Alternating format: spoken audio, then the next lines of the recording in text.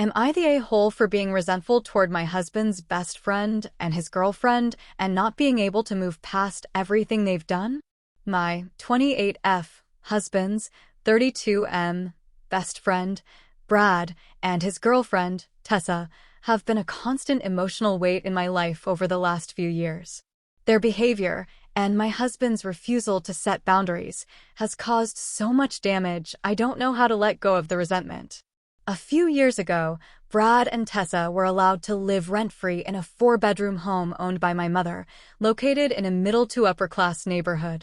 The deal was that in exchange, they would look after 3 dogs, 2 belonging to my mom and 1 to my husband.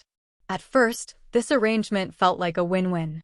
The reason was that we needed to renovate the house before selling it, and we didn't want to have permanent paying tenants during this process. Plus, my mom had moved into a flat near me in order to help with her grandson, and she could not take her 2 large aging dogs with. We felt it would be best for the dogs to stay in their home, and the couple could look after them in exchange for free rent.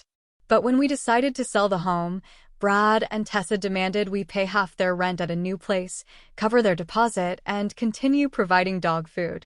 We agreed, for the sake of the dogs, but it didn't sit right with me.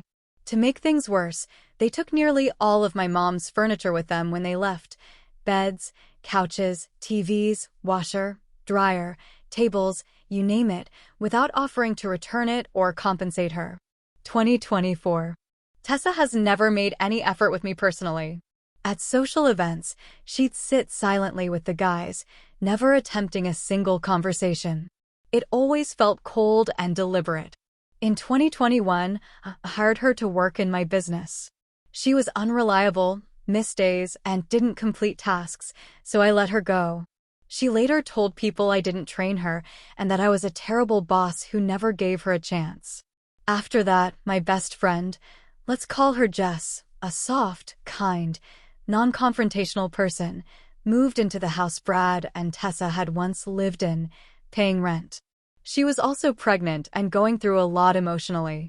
Brad and Tessa made life hell for her, fighting with her, complaining about things like her using their mugs, and being generally hostile.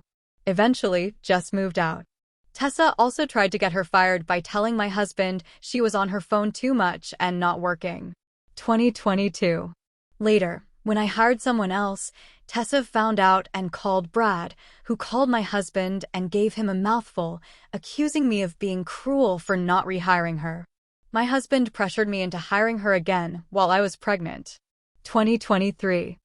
This time around, Tessa once again performed poorly, and worse, she and Brad would spend weekends with my husband complaining that it was my mother who was the real problem, that she was a poor manager, and the reason Tessa wasn't doing well.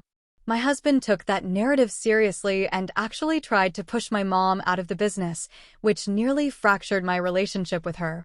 All of this, just because Tessa wouldn't take accountability for her work. Meanwhile, my son was born, and my husband began showing signs of severe postpartum issues. Instead of being present and supportive, he became emotionally unavailable and started spending every weekend with Brad and Tessa. He would leave early Saturday morning and stay until late that afternoon, only to see them again on Sunday for golf.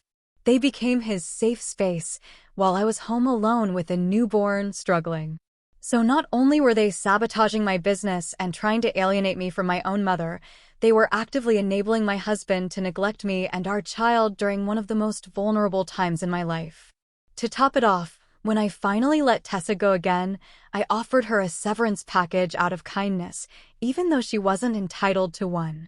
She sent me a rude message the next day demanding her severance immediately and hasn't spoken to me since.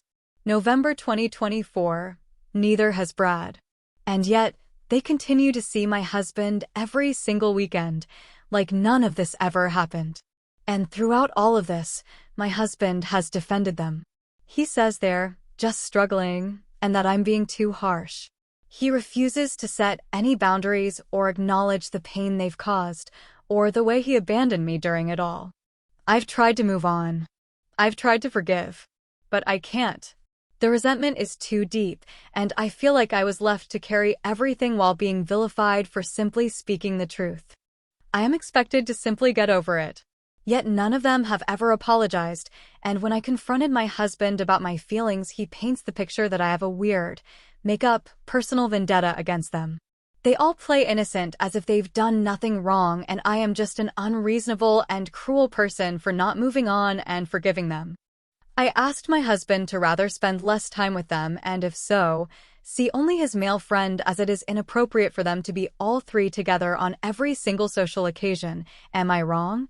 He just laughs about it and acts like I'm crazy, and then asks how he's supposed to tell his friend to leave Tessa at home. It's infuriating to me. Why does she even want to be there so badly? She doesn't even play golf. So, am I the a-hole for not being able to move past this?